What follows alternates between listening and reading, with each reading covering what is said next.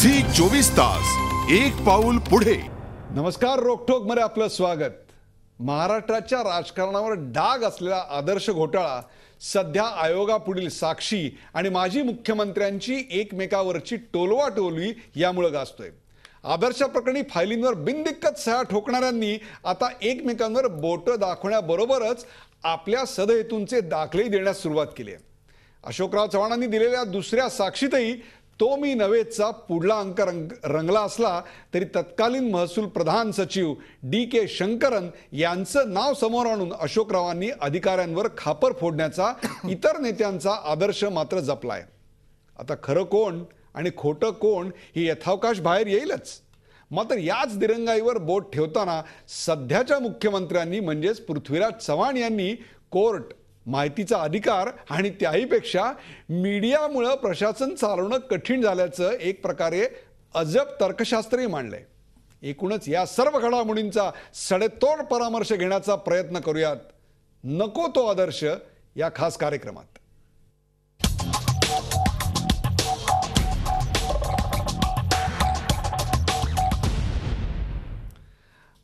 आज आपल्या सोबत आहेत या चर्चेला महादेव शेलार, काँग्रेसचे प्रवक्ते, ॲडव्होकेट आशिष शेलार, भारतीय जनता पक्षाचे प्रवक्ते, माजी सनदी अधिकारी YP सिंग आणि आपल्या सोबत असणार आहेत सिमप्रीत सिंग, RTI कार्यकर्ते, ज्यांच्या प्रयत्नामुळे आदर्श हे प्रकरण उघडकीला आलं।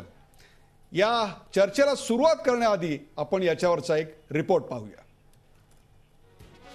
आदर्श सोसायटी घोटाळा प्रकरणी सलग दुसऱ्यांदा चौकशी आयोगासमोर हजर झालेल्या अशोक चव्हाणांनी पुन्हा एकदा आदर्श घोटाळ्याची जबाबदारी इतरांवर ढकलली आहे।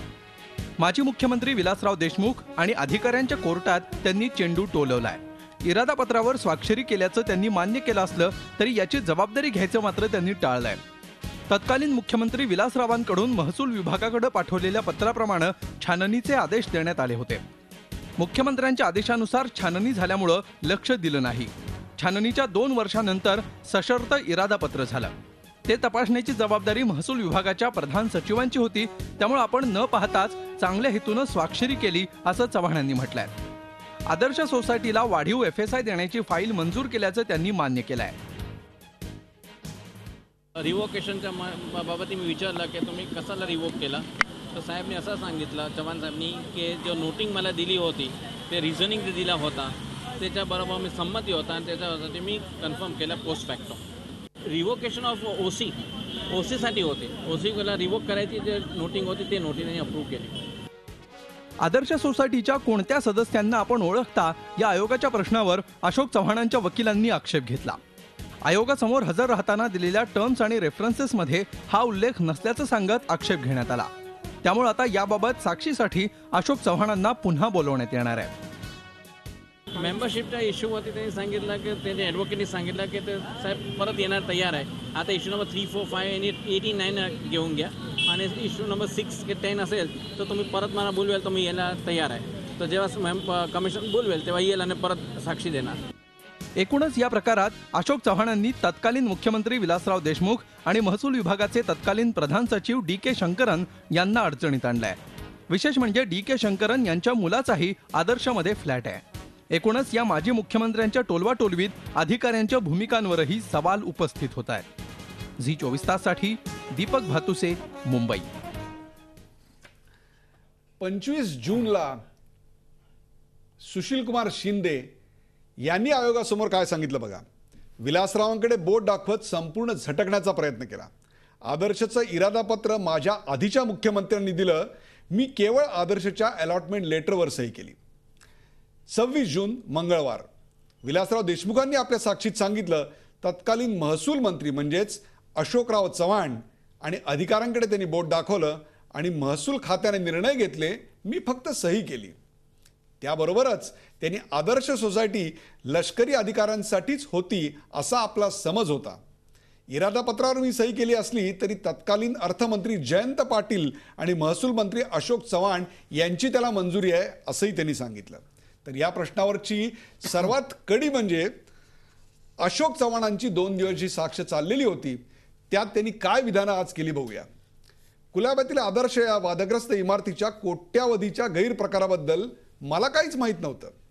अधिकाऱ्यांवर मी विश्वास ठेवला आणि सही केली. त्यावेळच्या सोसायटीच्या सभासदांची मला नावही ठाऊक नव्हती. अशोक चव्हाणांनी तत्कालीन अधिकाऱ्यांवर म्हणजेच महसूल सचिवांवर DK शंकरन यांच्यावर ठपका ठेवलेला आहे. एकूणच या प्रकारातल्या तीन माजी मुख्यमंत्र्यांच्या बोलण्यात एक प्रकारे सुसंगती आणि असलेली विसंगती आपण पाहतात. याच विषयावर आपण आज चर्चा करणार आहोत. नको तो आदर्श. माझा पहिला प्रश्न असणार आहे YP सिंग यांना. YP सिंग सर, तुम्ही या तिन्ही मुख्यमंत्र्यांच्या एकूणच साक्षी ऐकल्यात, त्यात एक प्रकारे सुसंगती दिसत नाही का हो? मला असं वाटते की हे एक सरळ प्रश्नाला गोंधळ निर्माण करण्याचे प्रयत्न आहेत हे सगळे लोक आणि चेंडू एका ठिकाणी दुसऱ्या ठिकाणी पाठवण्याचा त्यांचा एक कट चालू आहे. प्रश्न याच्यात खूप सोपा आहे की हा एक फौजदारी कट आहे, क्रिमिनल कॉन्स्पिरसी आहे आणि सेक्शन 120(20)(V) प्रमाणे इंडियन पिनल कोडच्या जे कोणी ह्या कटमध्ये सहभागी असावे, लहान रोल असेल किंवा मोठा रोल असेल, सगळे जे हे आरोपी होतात आणि ते शिक्षाच्या पात्र असतात. आता अशोक चव्हाण राजस्व मंत्री होते, ते एक साखळीमध्ये एक अगदी महत्वाचा एक त्यांच्याकडे रेकमेंडेशन होता. रेव्हेन्यू मिनिस्टरचं रेकमेंडेशन फार महत्वाचं असते. ज्या प्रकारे एक डेस्क ऑफिसर रेकमेंडेशनचं महत्व असते आणि त्याच्या पलीकडे जॉईंट सेक्रेटरी आणि सेक्रेटरी DK शंकर ज्यांच्या मुलाचं नाव होता, हे सगळ्यांनी होय म्हटलं आणि अशोक चव्हाण सुरुवातीपासून गिडवाणीशी त्यांची चर्चा चालू होती. त्यांना पूर्ण माहित होता आदर्श बद्दल आणि जो मंत्रालयाची प्लॉट्स बद्दल पॉलिटिक्स असते ते रेव्हेन्यू मिनिस्टर त्याचे सूत्रधार असतात आणि मुख्यमंत्री पण त्याच सोबत असतात. म्हणून मला असं वाटतं आम्ही पूर्ण आकलन केलं, हे सगळे लोक एक कट मध्ये सामील आहे. कोणाचा रोल कमी असेल, कोणाचा रोल मोठा असेल. जसं एक बॉम्ब ब्लास्टचा केस आहे, कोणी बोट होडी चालवली तो पण आरोपी आहे, ज्यांनी पेट्रोल पुरवला तो पण आरोपी आहे आणि ज्यांनी गोळ्या मारला तो पण आरोपी आहे. त्याचप्रमाणे आदर्शच्या केसमध्ये हा सगळ्यांचा कट आहे. कटमध्ये सामील लोकांनी त्यांच्या पदाचा गैरवापर केला, स्वतःच्या नातेवाईकाकडे फायदा करून घेतला. कोणाचा रोल कमी किंवा जास्त असो त्याचा काही अर्थ होत नाही. म्हणून मला असं वाटते हे तिन्ही मुख्यमंत्री आणि बाकी सनदी अधिकारी आणि मंत्रालयाचे बाकी लोक आणि डिफेन्सचे जे लोक आहे सगळे जे आहे कटमध्ये सामील असल्यामुळे या केसमध्ये तेवढ्याच प्रमाणात आरोपी होतात. YP सिंग धन्यवाद. मला जायचे आता महादेव शेलार यांच्याकडे. महादेवजी, तुम्ही मला सांगा की त्या सोसायटीत आपल्या नातेवाईकांना फ्लॅट घेता येतात एवढं कळतं, परंतु त्या सोसायटीत कोट्यावधींचा गैरव्यवहार चाललेला आहे हे कळत नाही. फ्लॅट देताना मात्र तो आपल्या नातेवाईकाला दिला जातो, नातेवाईक घेतात तेव्हा या प्रकरणाची सगळी माहिती असते, परंतु इतर वेळी मात्र ती नसते. त्यावेळी मात्र अधिकारी असतात. मला सांगा कोणत्या माणसाचा याच्यावर विश्वास बसेल? या बाबतीत प्रथमतः मी YP सिंग यांच्याकडे जाईन की YP सिंग हे त्या खटल्यातले वकील आहेत आणि वकील हे आपली केस कशी रंगवून सांगावं ते माहीर असतात. त्यामुळे त्यांचा तो रोल त्यांनी इथं अदा केला. तुम्ही वकील आहात साहेब, ते तो त्यांनी त्यांचा म्हणजे आज इनफॅक्ट या कार्यक्रमात 3 वकील आहेत. दुसरी बाब अशी आहे की आपण जो मला प्रश्न विचारलेला आहे, तर या साक्षीमध्ये 3, 4, 5 आणि 7 आणि 8 हे मुद्दे अशोक चव्हाणांना विचारले गेले होते आणि हे मुद्दे ज्या गोष्टींना स्पर्श करतात त्याविषयीचं उत्तर अशोक चव्हाणांनी परफेक्ट आणि त्यांच्या पद्धतीने त्यांनी दिलेलं आहे, विस्तृतपणे दिलेलं आहे. आता जो तुम्ही नातेवाईकांच्या विषयी आणि मेंबरच्या विषयी जो प्रश्न आहे तो या सुनावणीमध्ये नव्हता. तो ज्या वेळेला येईल त्यावेळेला अशोक चव्हाण त्याचा खुलासा करतील आणि योग्य ते उत्तर देतील. खुलासा करतील, पण मला आता एक सांगा की नातेवाईकांना फ्लॅट देताना किंवा घेताना आपल्याला ते प्रकरण, ती बिल्डिंग, त्याचं महत्व, त्याचा रेट, त्याचं सगळं माहिती असतं, परंतु त्याच्यातला गैरव्यवहार जेव्हा पुढे येतो तेव्हा मात्र अधिकाऱ्यांवर आपण ढकलून मोकळा होतो. या बाबतीतलं त्या काय बोलले, या बाबतीतला प्लॉटचं कसा दिला गेला, इंटेंट लेटर कसं दिलं गेलं, अलॉटमेंट लेटर कसं दिलं, याच्याविषयी त्यांनी अनभिज्ञता व्यक्त केली. याचा अर्थ संपूर्ण गोष्टीशी व्यक्त ते मुख्यमंत्री होते, महसूल मंत्री, संपूर्ण मी अनभिज्ञ असं त्यांनी कधी कबूल केलेलं नाही. फक्त आपला म्हणजे आपण तो यालाच मुख्यमंत्री काय मीडियाविषयी बोलले याच्याविषयी, परंतु आपण मी पुन्हा सांगतो की मीडिया याचा विपर्यास करत आहे.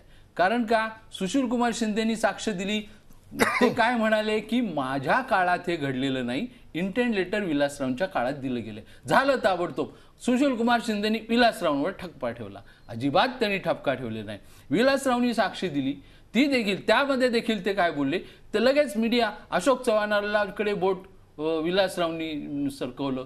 विलासराव असं म्हणाले की महसूल खात्याचे जे काय अधिकारी आहेत ते ज्यावेळेला शिफारशी करतात आणि ह्या सगळ्या शिफारशी आल्यानंतर आम्ही त्याच्यावरती सह्या करतो. एवढे कागद बघणं आम्हाला शक्य नसतं. माझ्या निदर्शनास सांगण्यात आलं त्या गोष्टी अशा होत्या. आणि या बाबतीत तुम्ही जर मला विचाराल तर याविषयी सुप्रीम कोर्टाचे जजमेंट, मला त्याच्यामध्ये जायचं नाहीये, परंतु एवढा मोठा याचा अर्थ कोण कुणावर टोलवतोय की सुशीलकुमार विलासराववर टोलवतात आणि विलासराव अशोकराववर टोलवतात असं काहीही नाही. जे जे प्रश्न येतील ते समोर आणण्याचा प्रयत्न आणि त्याला उत्तर देण्याचं काम ते करतील. आशिष शेलार, मला सांगा, कुठल्याही प्रकारची टोलवाटोलवी चालू नाही. ज्या मुख्यमंत्र्याच्या काळात जे घडलं ते त्यांनी स्वच्छपणे, स्पष्टपणे, अगदी सत्सद्विवेक बुद्धीला स्मरून सांगितलेलं आहे. या प्रकरणात जणू काही भ्रष्टाचार झालेलाच नाही. YP सिंग एखादं कथानक रंगवावं तसं वकिली बाणाने एखादं कथानक रंगवतायत. लोकांनी समजून घेतलं पाहिजे की कोणाही मुख्यमंत्र्यांना काहीही भ्रष्टाचार केलेला नाही आहे. जे आहे ते झालंच असेल तरी अधिकाऱ्यांकडनं झालेलं आहे. मला सांगा, काय म्हणाल विरोधी पक्षाचे प्रवक्ते म्हणून, एक वकील म्हणून आपलं काय म्हणणं आहे ह्याच्यात? मला मुळातच मी स्वतःला खूप रिस्ट्रिक्ट करत होतो ज्यावेळेला आमचे मित्र महादेव शेलार बोलत होते. हे खरं आहे की ते काँग्रेसचे प्रवक्ते असल्यामुळे त्यांना बोलावं लागेल. त्यांची अडचणी मला समजते की ते पृथ्वीराज चव्हाणांच्या जवळचे आहेत, त्यामुळे त्या 3 मुख्यमंत्र्यांच्या विरोधात त्यांना बोलावं लागतं आहे. पण ते बोलवताना पृथ्वीराज चव्हाणांची बाजूही सांभाळायची आहे. ह्या सगळ्या अडचणी त्या करतात, हे मला सगळं मान्य आहे. मुळात मुद्दा असा आहे की एवढ्या साळसोटपणे सगळं चाललं आहे तर अशोकराव चव्हाणांनी त्याच्यावर सही केली नाही मला माहीत नाही. विलासराव म्हणतात मला त्याच्याबद्दलची पूर्ण माहिती नसून अशोकरावांना माहिती आहे.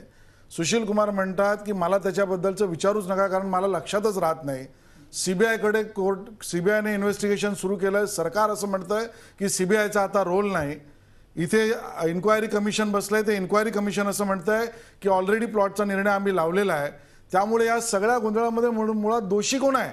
आणि म्हणून मला कदाचित आता असं वाटतंय की ज्या पत्रकार मित्रांनी हा सगळा प्रकरण शोधून काढला त्यांच्या डोक्यावर आता पृथ्वीराज चव्हाण खापर पडत आहेत की मीडियामुळे हे सगळं चाललंय.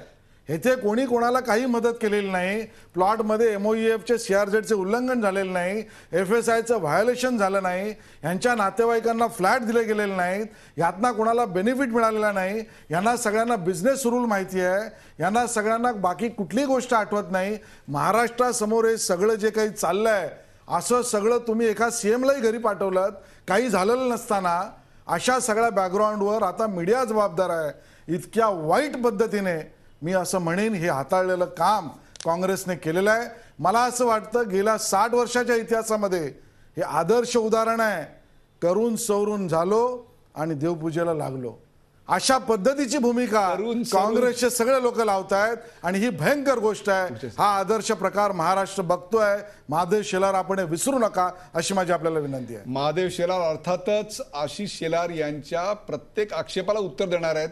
आत्ता घ्यायचा आहे मला एक ब्रेक, परंतु या प्रकरणातली एक जी गुंतागुंत आहे ती बघा.